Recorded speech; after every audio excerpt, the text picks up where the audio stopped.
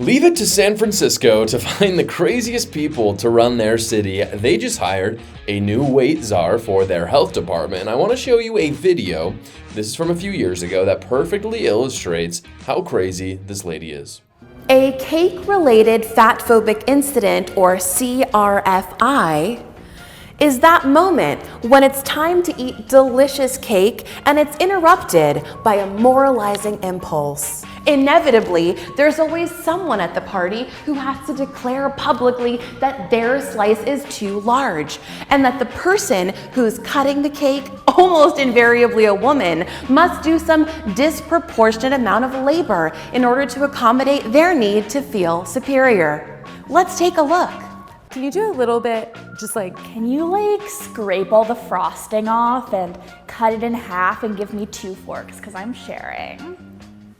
Small, a little bit more, tiny, no, less than what you're smaller, please. Could you just cut my piece into 12 equal symmetrical little pieces and put each one into a tiny little Tupperware so that I can have a bite for each month of 2018? Thanks.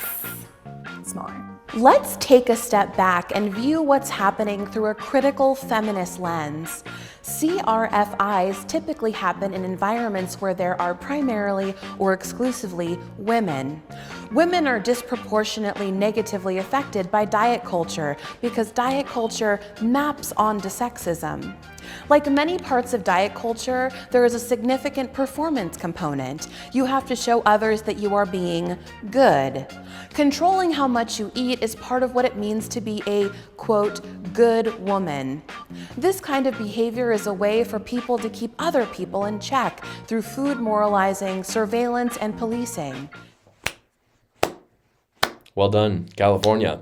I'm going to talk more about this lady in just a second and some of the stuff that she said. But first, it's Christmas time, so I do want to tell all of you a Christmas story. 'Twas the night before Christmas, and you are on a hunt to find that last special holiday decoration, but you just can't remember where you put it. And that is until you realize you don't have to worry anymore because you bought Smart Labels, the sponsor of my show. With Smart Labels QR codes, you can just put a label on a storage container, you scan the QR code with the corresponding app, and then catalog everything you put in a container with a name, description, and a picture. Then you just go to the app, and the app tells you where that container is, and voila, next year when you need that one thing, you don't have to search it anymore. You just get to search it on the app, and it'll tell you exactly where to go. It'll tell you the color of the label, the 4-character code on the label, and where you put it. Or if you're curious what is in a specific storage bin on a high shelf, you can just scan that QR code again with the app, and it tells you everything that is inside. It is Christmas magic. You're going to want it right now for this holiday season, whether you get those labels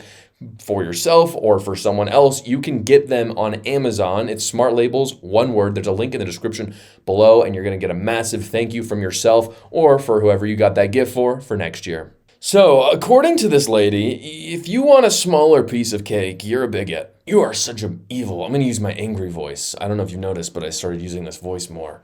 You're an evil, evil bigot. I can't believe you're showing temperance, that you would possibly eat a smaller piece of cake and make everyone around you feel bad. And it's a classic case of gaslighting. This is what the left does. What they are actively telling you, what she is saying in this video, is that a virtue is a vice. The narrative is that temperance is a bad thing. It's about moral superiority, feeling better than everyone else. While at the same time, they're saying that gluttony is like a beautiful expression of oneself. Because really for them, individual expressionism, this idea that whatever you think yourself is, that is the highest good. That is 100% a leftist talking point. That is social Marxism at its finest. And again, they're making good evil and evil good. And gluttony is not a beautiful expression of oneself. And that is a classic case of sad and self-indulgent people, this girl specifically and all those people who wanted to be in that video.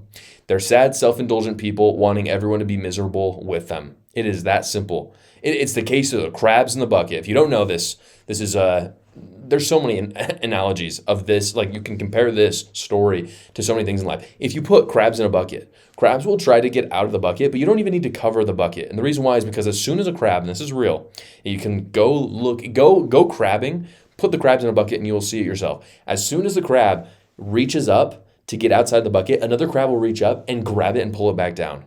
And that's exactly what these people are doing. And frankly, people do this a lot in life. They do not want other people to progress. They do not want them to be better. Not everybody. I don't want to be too cynical, but these kind of people, they do not want people to progress and become better with them. So they pull them back into the bucket. And what it says at the end, the end of this video is truly crazy. They're saying it's all about power.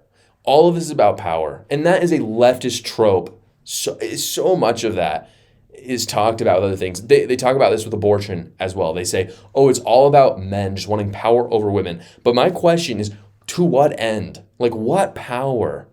Actually describe for me what we get for banning abortion other than saving babies' lives, for example. Same with and that's a more controversial take, but this one, describe to me the power that I'm getting for wanting a smaller piece of cake. I don't even want you to get a smaller piece of cake. That's not what I'm saying. And that's not what they're saying either. Just me getting a smaller piece of cake means it's a power struggle.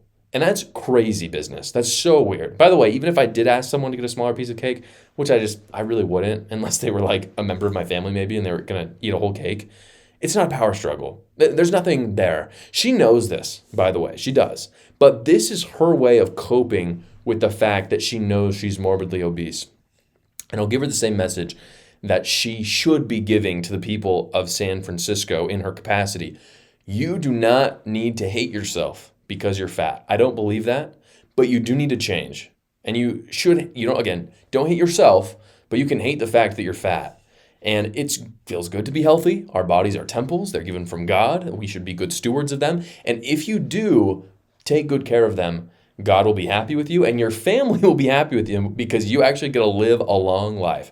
That is a message that she should be telling San Franciscoans. I don't actually know the word for that. Californians. That's what she should be saying. That's what the left should be saying at large. And they're not. They're saying instead, whatever you feel you should be is the most moral good. Obviously, if you take that to its extremes, that philosophy, there are a lot of holes in it. If we take whatever you feel like is good to its extremes, terrifying results ensue. This is just one example. This lady needs to get fired immediately, and she needs to be replaced by someone who actually understands health and fitness. Thank you so much for watching, guys. If you haven't already, go down below, like the video, subscribe to my channel, and watch another video.